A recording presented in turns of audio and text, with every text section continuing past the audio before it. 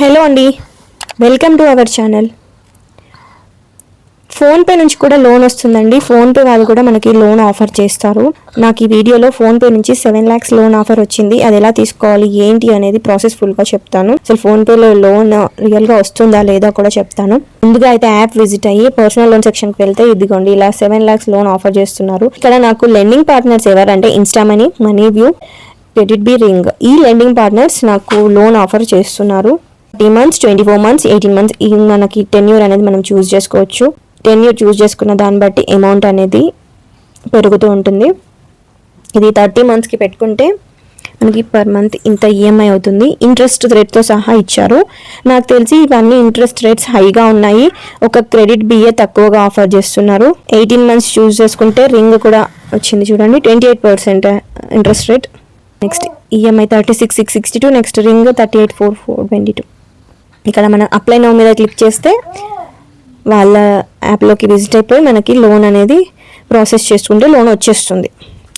But నేనైతే వద్దనే చెప్తా. ఎందుకు అంటే ఫోన్పే అనేది డైరెక్ట్గా లోన్ ఇవ్వదు. ఫోన్పేతో టైఅప్ అయి ఈ లెండింగ్ పార్ట్నర్సే లోన్ ఇస్తారు. సో వీళ్ళకి లోన్ ఆల్రెడీ వీళ్ళకి సపరేట్గా యాప్స్ ఉన్నాయి. లైక్ మనీవ్యూ యాప్ ఉంది, క్రెడిట్ బి యాప్ ఉంది, రింగ్ యాప్ ఇవన్నీ ఉన్నాయి. మీరు కావాలంటే డైరెక్ట్ లోన్ యాప్లోకి వెళ్ళి ట్రై చేయొచ్చు. ఇప్పుడు మళ్ళీ ఇంకో విషయం ఏంటంటే ఈ 7 lakhs లోన్ మొత్తం అమౌంట్ రాదు. ఎందుకంటే మన క్రెడిట్ స్కోర్ బాగుండాలి. మన క్రెడిట్ హిస్టరీలో బ్యాక్లో ఏమైనా లోన్స్ ఉంటే వీళ్ళు ఇంత లోన్ అనేది ఇవ్వరు.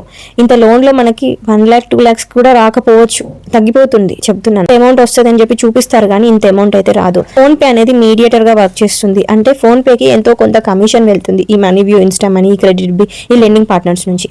కాబట్టి ఆ మనీ ఇండైరెక్ట్గా మనమే ఇచ్చినట్టు.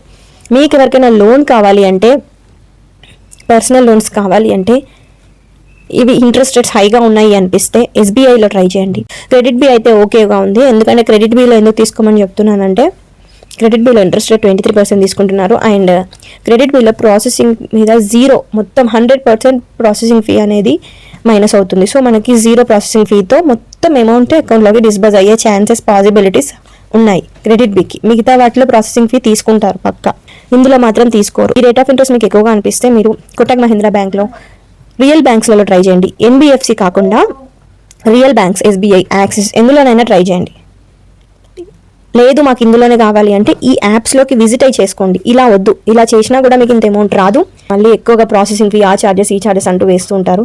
రేట్ ఆఫ్ ఇంట్రెస్ట్ కూడా చాలా ఎక్కువగానే ఉన్నాయి. క్రెడిట్ బి, మనీవ్యూలో తీసుకుంటా అంటే నేను డిస్క్రిప్షన్లో వాటి లింక్స్ ఇస్తాను. ఎలా అప్ చేసుకోవాలి ప్రాసెస్ కూడా క్లియర్గా ఎక్స్ప్లెయిన్ చేశాను, చూడండి వన్స్. ఈ వీడియో ఎడ్యుకేషన్ పర్పస్ కోసమే మాత్రమే అండి. ఏ లోన్ యాప్ని నేను రికమెండ్ చెయ్యను. మీకు నచ్చితేనే తీసుకోండి, లేదంటే వద్దు. జస్ట్ మీకు నాలెడ్జ్ గెయిన్ చేసుకోవడానికి వీడియో చేస్తున్నాను. ఈ వీడియో ఏమాత్రం ఇన్ఫర్మేటివ్గా అనిపించినా వీడియోని లైక్ చేసి సబ్స్క్రైబ్ చేయొచ్చు కదా. Thank you.